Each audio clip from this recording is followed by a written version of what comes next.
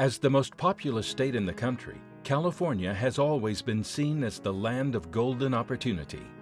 After more than 50 years of statehood, the nation witnessed noteworthy firsts, including the first commercial motion picture, The Great Train Robbery.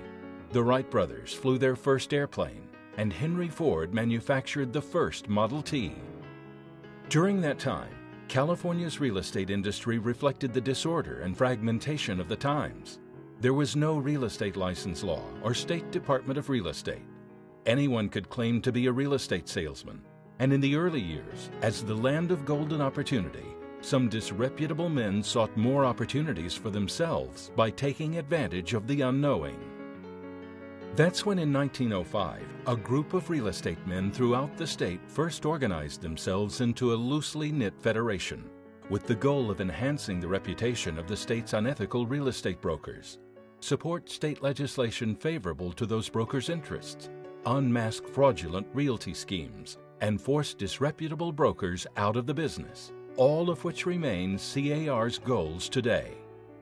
And it wasn't too long before the group of men who would get together for breakfast and sell their product to each other decided that they needed some type of regulation, much more exposure to ethics and to a way of doing business that was more honest.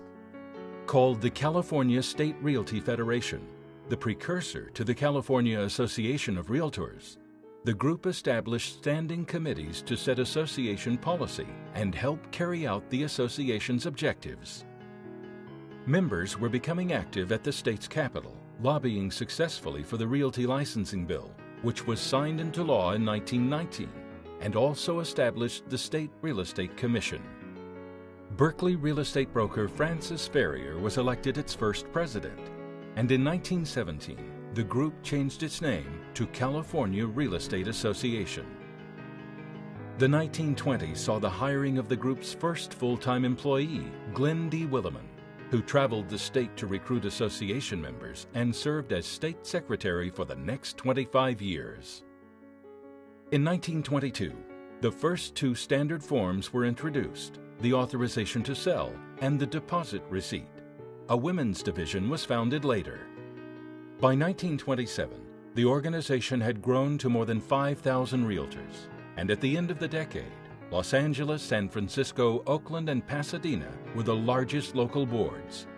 2 years later, the stock market would crash, and the country would enter the Great Depression.